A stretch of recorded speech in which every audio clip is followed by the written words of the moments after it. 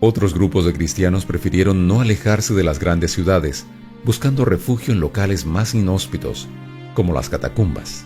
¿Cómo eran estas catacumbas y cómo fueron utilizadas por los cristianos para protegerse de la persecución? ¿Qué evidencias existen hoy de alguna de estas catacumbas? Bueno, eran cementerios, mayormente cementerios para los cristianos, los mártires de la fe. Eran cuevas de 9 a 10 metros de 6 a 10 metros de profundidad, bajo tierra. Y ahí cavaban túneles donde sepultaban a los muertos. Y también ellos se escondían ahí.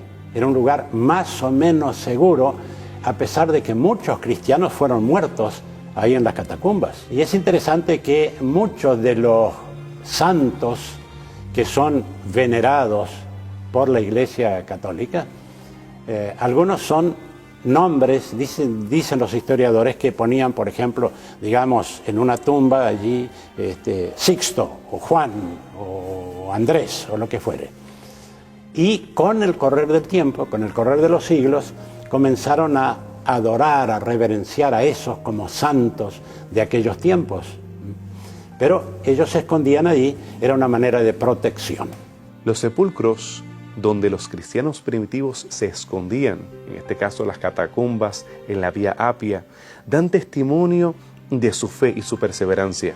Podemos todavía ver graffiti, podemos ver versículos cristianos en diferentes idiomas, hebreo, arameo, griego, latín, que atestiguan a su fe y su confianza. Una de estas catacumbas, la catacumba de San Sebastián, este joven soldado romano que vivió en el siglo III después de Cristo. Nació en Narbona, lo que hoy consideramos un territorio de Francia. Él fue un soldado valiente, pero no participaba de los sacrificios idolátricos, ya que era cristiano. Alentaba a aquellos que eran perseguidos, ayudaba a aquellos que estaban en dificultades y fue acusado ante el emperador Maximiano de su fe cristiana. Después de muerto, él fue enterrado en la Vía Apia, en una catacumba que es llamada la catacumba de San Sebastián. Allí, junto con otras tumbas, tenemos evidencia de estos cristianos que se iban escondiendo, que iban siendo enterrados y que en este caso, en el caso de Sebastián, llegan a ser venerados por su fidelidad, por su confianza en el Señor. ¿Por qué razón este joven estuvo dispuesto a morir? Porque él consideraba que el reino de los cielos era mucho más importante que los reinos de la tierra. Él consideraba que la esperanza de la bendita resurrección le podía dar motivación para seguir hacia adelante, confiado de que Jesús muy pronto vendría a resucitarlo y hacerlo un siervo fiel por la eternidad. Así como Sebastián, muchos cristianos murieron por seguir y predicar las enseñanzas de Jesús. Para ellos, era más válido padecer la pena máxima en la tierra que negar su fe. Hoy la historia revela que cada muerte no fue en vano, ya que muchas personas fueron convertidas al cristianismo al contemplar la fe y la esperanza de cada uno de estos mártires. Ellos tenían una fe tan grande y especialmente la esperanza de la resurrección de los muertos en el día cuando Cristo venga. Entonces uno ve casos de cristianos que tuvieron que padecer lo indecible.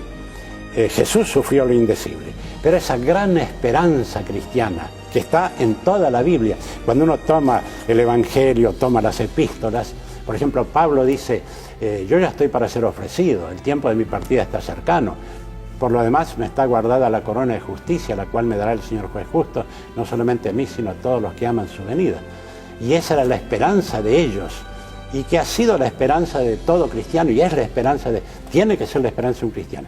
Por ejemplo, un cristiano fiel, frente a la muerte, ya sea por persecución, o ya sea una muerte, digamos, por enfermedad, no se desespera.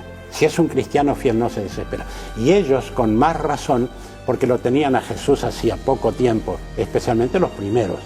Entonces, siempre el cristianismo, los cristianos fieles han tenido esa esperanza del regreso de Cristo y de la vida inmortal. Los cristianos, al mirar la muerte, la veían como un privilegio. El libro de Hebreos, el capítulo 11, celebra a aquellos que fueron librados de las penurias, librados de saetas, librados de pestes, aquellos que fueron valientes y que son celebrados en el cuadro de honor de la fe.